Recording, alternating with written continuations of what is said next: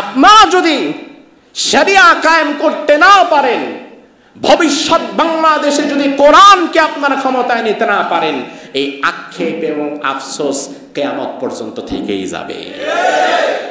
ভালো করে বোঝেন।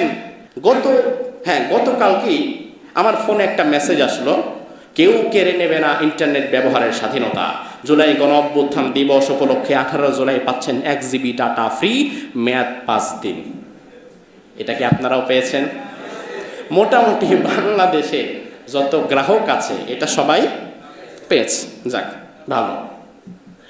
বিষয় হচ্ছে দেখেন, ধরুন আমি ন্যায্য অধিকার এবং সম অধিকারের পার্থক্যটা বুঝিয়ে দেই। প্রচলিত গণতন্ত্রের সাথে ইসলামের সংঘর্ষের জায়গাটা আমি আপনাদেরকে দেখিয়ে দিচ্ছি।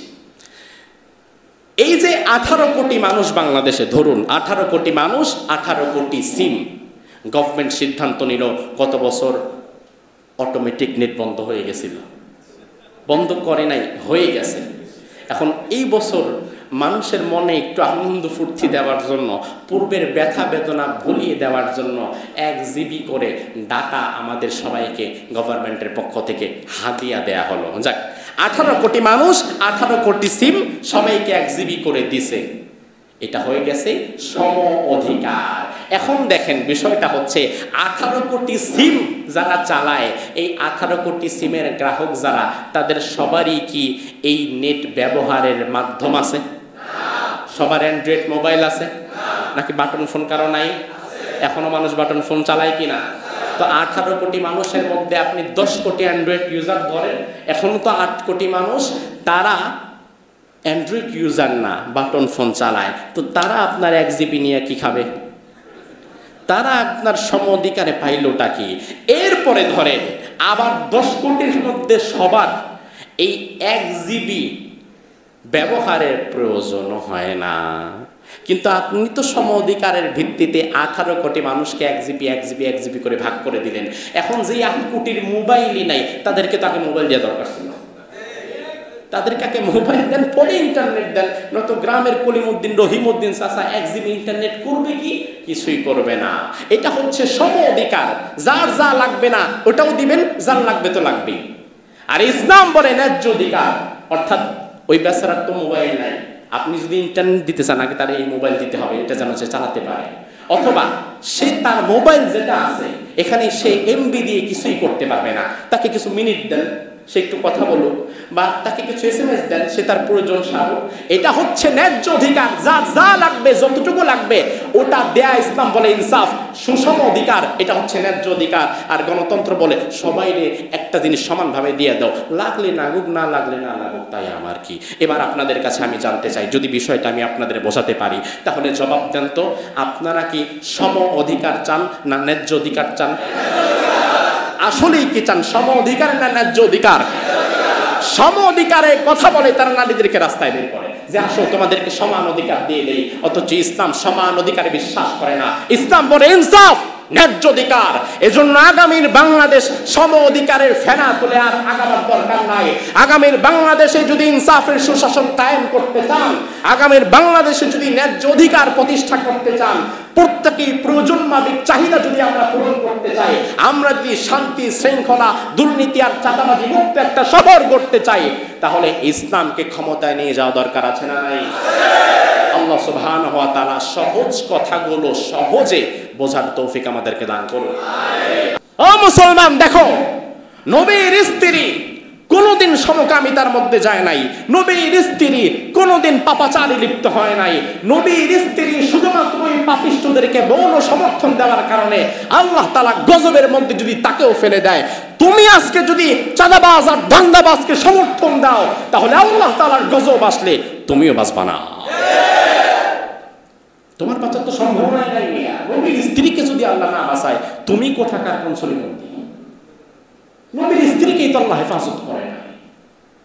এই জন্য করে নাই যেন পরবর্তীতে আমরা এখান থেকে শিক্ষা গ্রহণ করতে পারি। কোন খারাপ মানুষের প্রতি আমাদের কোনো মৌন সমর্থন থাকবে, এই থিওরি ইসলাম বলে না। আপনি বলবেন হুজুর আমি তো জুলুম করি না, আমি তো কাউকে মারি নেই, কাজ নাই। কোরআন কি বলছে দেখেন, রব্বুল আলামিন বলেন ওয়ালা তারকানু ইলাল্লাযীনা যালামু ফাতামাসসাকুমুন নার ওয়ামা লাকুম মিন দুনিল্লাহি মিন আউলিয়া সুম্মা লা তুনসারুন।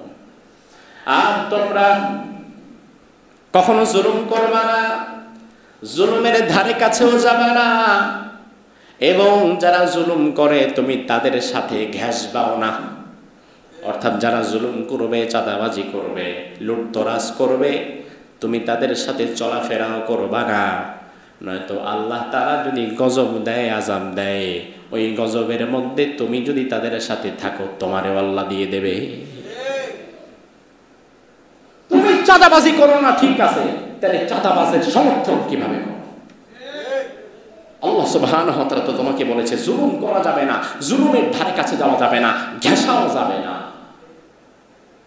গত বছর ঠিক এই সময়টাতে পরিস্থিতি কেমন ছিল আমাদের মনে আছে না? ভুলে গেছেন আপনারা? আজকেও আমি স্মৃতিচারণ করলাম। গত বছর জুলাইয়ের, আজকে তো 18 তারিখ শুক্রবার, গত বছর জুলাইয়ের 19 তারিখ ছিল শুক্রবার। আমি আস্তে আস্তে দেখলাম 5-7টা বাস পড়ে আছে, মানুষ রক্তাক্ত হয়ে অবস্থা খারাপ।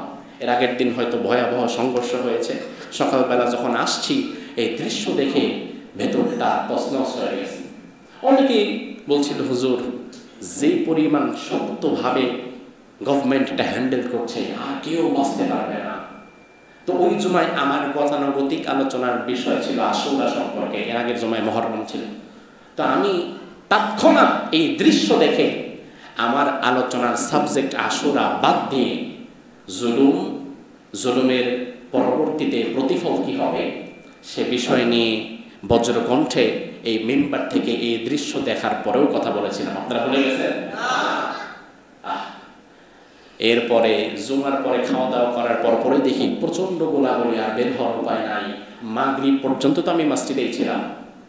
যে ভয়াবহতার নৃশংসতা আমরা এখানে দেখেছি, যা সরকারের সকল ভয়াবহতাকে হার মানায়। দেখেন এত মানুষ মারা হলো, এত অত্যাচার জুলুম করা হলো, মরণ কামড় দেয়া হলো, সর্বশক্তি প্রয়োগ করা হলো, কিন্তু তাই বলে কি ক্ষমতা টেকানো গেছে? তো আপনি শিক্ষা নেন না কেন ভাই? আপনি কেন শিক্ষা নিচ্ছেন না? আপনার চাইতে বড় ক্ষমতাধর জালিমকে যদি আল্লাহ তাআলা হটিয়ে দিতে পারে, তাহলে আপনি তো সেই আল্লাহর দরবারে কিছুই না। আল্লাহ যদি একবার চায় আপনারেও তো তার পরিণতির মধ্যে করে দিতে পারে। আপনি কেন শিক্ষা নিচ্ছেন না ভাই? কেন আপনি ভুলে গেলেন আপনার অতীত? 1 বছর আগের ইতিহাস যারা ভুলে যায়, 1 বছর আগের ইতিহাস ভুলে গিয়ে নতুন ভাবে আবার মানুষের উপরে জুলুমের ষড়যন্ত্র যারা করে, আল্লাহ তাআলার কসম করে বলে যায়, আমার আল্লাহ সুবহানাহু ওয়া তাআলা চাহে তো ভবিষ্যতে তাদের পরিণতি কিন্তু বর্তমানে জুলুমের মানসিকতা যারা রাখে এদের কপালেও দিতে পারে। নাকি পারে না? এজন্য সর্বশেষ কথা হচ্ছে আমাদেরকে ইনসাফের বাংলাদেশ কায়েম করতে হবে।